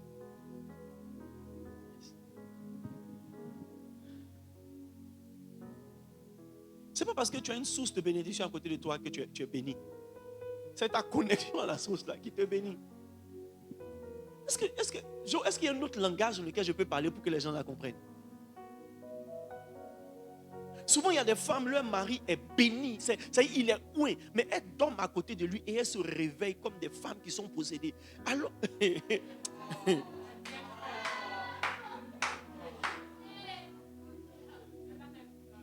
y a des hommes aussi, leur femme est très spirituelle. Mais ils peuvent dormir et se réveiller et puis avoir les mêmes problèmes de la terre. Il y a des enfants aussi, leurs parents sont très spirituels. Non, chacun pour lui. Je suis juste.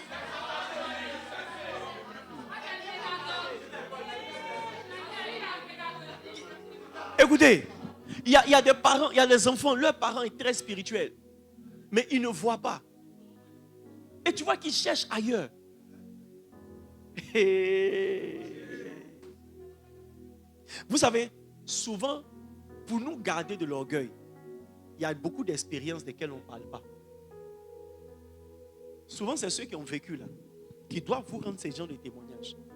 Yes. Tu ne connaîtras jamais ton pasteur jusqu'à ce que quelqu'un qui le connaît mieux que toi vienne te rendre témoignage de ce qu'il a fait. C'est ça aussi l'un des pièges de la familiarité. La familiarité rend quelqu'un d'extraordinaire ordinaire à tes yeux. Et quand tu vois quelqu'un d'extraordinaire ordinaire à tes yeux, tes expériences avec lui sont ordinaires.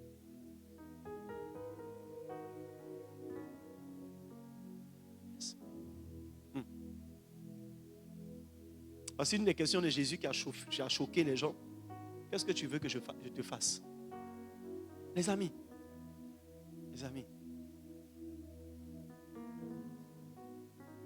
Paul dit à ses disciples, je suis pressé de venir vers vous pour vous communiquer des dons spirituels. Ça fait combien d'années tu pries pour des dons?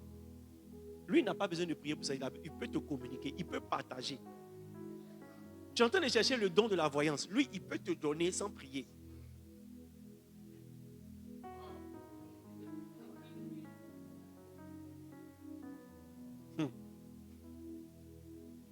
Yes.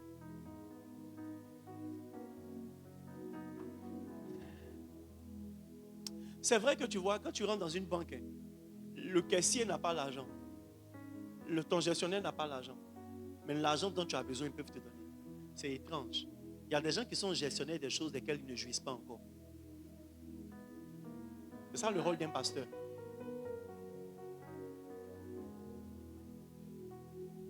Yes. Je rendais mes témoignages sur mes apparitions.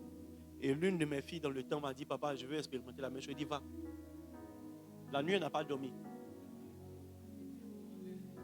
Elle a dormi hors de sa chambre. Et très tôt le matin, elle est venue chez moi à la maison. Papa, je n'ai pas pu dormir parce que à telle heure, j'ai commencé à voir une grande lumière remplir ma maison. Et j'ai commencé à entendre mon nom dans la lumière. Mais je ne pouvais pas supporter. Papa, je ne veux pas que ça vienne encore. Tu vois?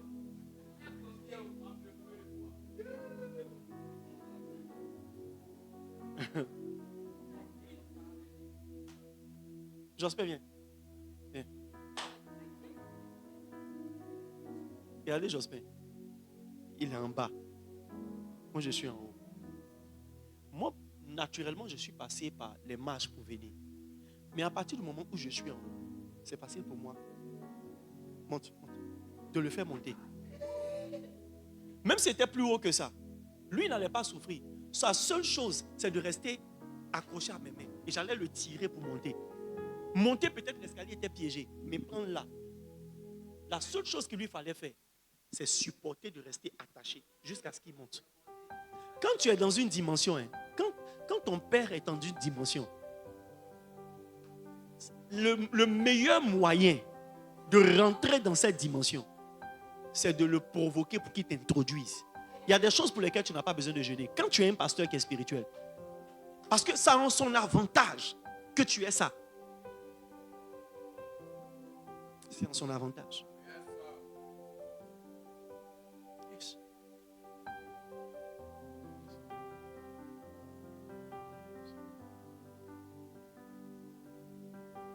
Vous aimez la souffrance?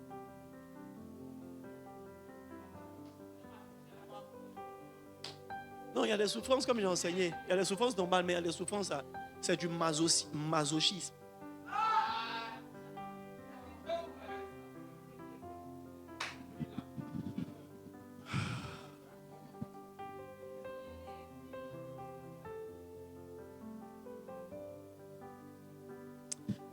Quand Élisée a dit à Géasi, va te laver dans l'eau, l'eau n'était pas spirituelle. Mais l'instruction d'Élisée a fait qu'un ange est descendu dans l'eau.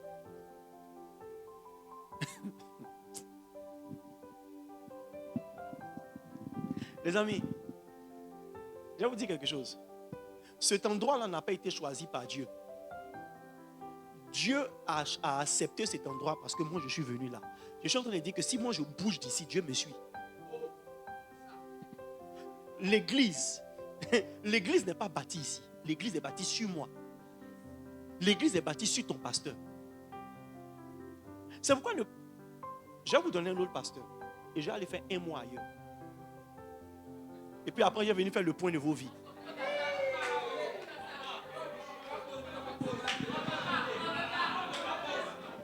Laissez-moi vous aider. Écoutez, ce que je vous dis là, j'essaie de peser mes mots pour vous enseigner ça. Parce que si vous n'êtes pas spirituel, vous avez l'impression que je suis en train de vous enseigner quelque chose de contraire.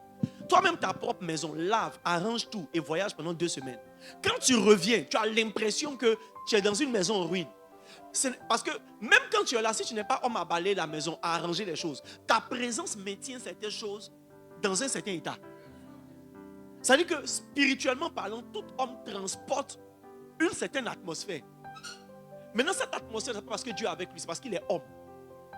Maintenant, imagine un homme de Dieu, que Dieu établit conditionnellement, c'est-à-dire intentionnellement dans une saison pour faire quelque chose.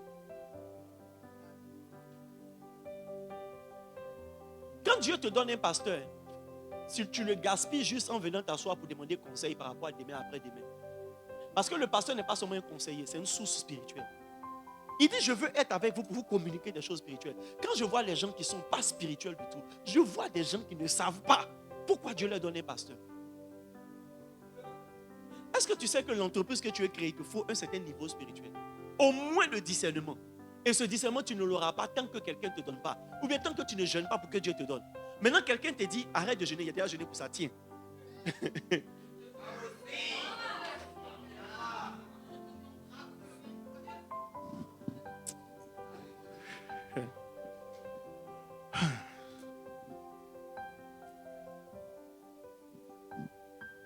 Les amis, votre manière d'être fils attire ou repousse l'esprit qui a été envoyé pour vous aider. Yes. Vous savez, avant je culpabilisais.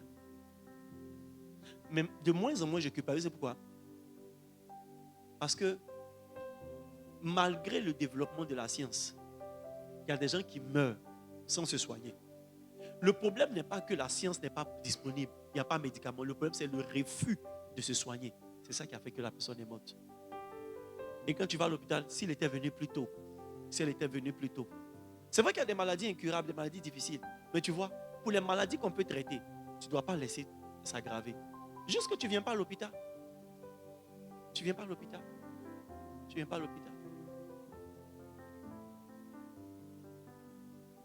Tu seras le résultat de ce que tu as compris et de ce que tu pratiques. Yes. La plupart d'entre vous ici, vous devez être dans le ministère. Je lance un appel au berger. C'est une opportunité rêvée. Cherchez l'esprit. Les amis, quand on vous donne mes enseignements pour prêcher, là, ce n'est pas juste répétition pédagogique. C'est attraper l'esprit pour prêcher.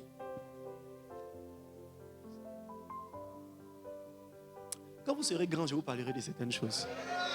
En attendant, que Dieu vous bénisse.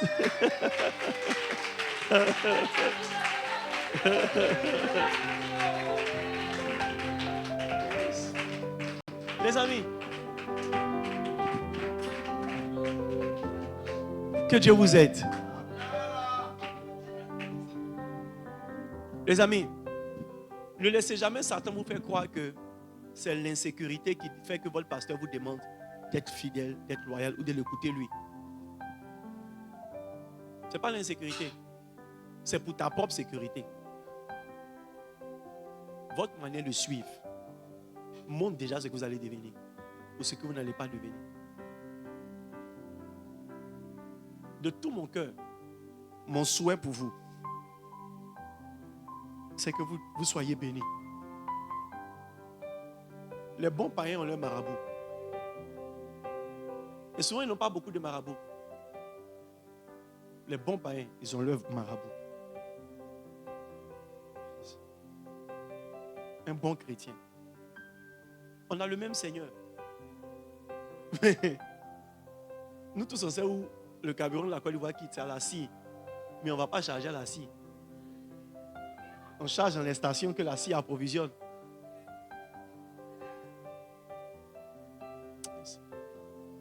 Non, moi, je cherche Dieu de par moi-même. Il faut trouver Dieu de par toi-même. Demain, il faut venir, tu vas me dire comment il était. Yes. Yes. Il y a quelqu'un qui doit te dire, si tu entends encore la voix, dis-lui, parle Seigneur, ton serviteur écoute. Il y a quelqu'un qui doit te dire ça. Il y a quelqu'un qui doit te dire. Yes. Père, que leurs oreilles entendent, que leur cœur reçoive, que leur esprit comprenne et que leur vie soit changée. Au nom de Jésus. Donne-moi ton puissant Amen.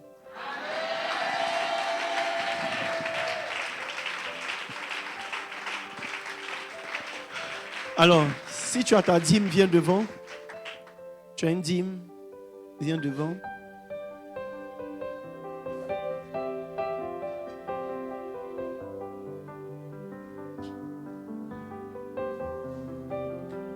Tu as dîme ou ton offrande d'alliance, viens devant.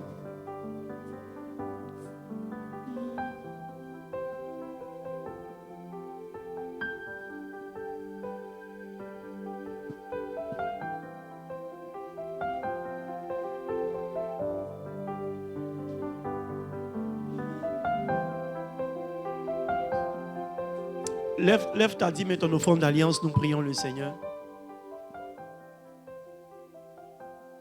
Je vois une grâce pour la prospérité.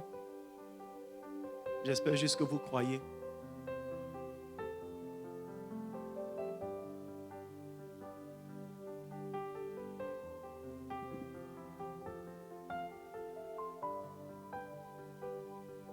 Père, merci de recevoir les dîmes et les offrandes d'alliance de tes enfants. Bénis-les de toutes sortes de bénédictions. Au nom de Jésus. Amen. Viens déposer ta dîme et ton offrande d'alliance.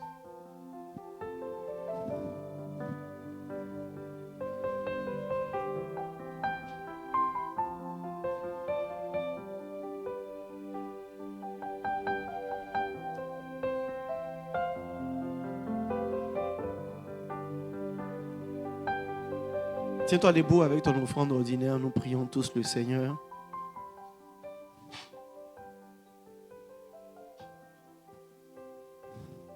Je crois que Dieu t'a donné quelque chose pour lui.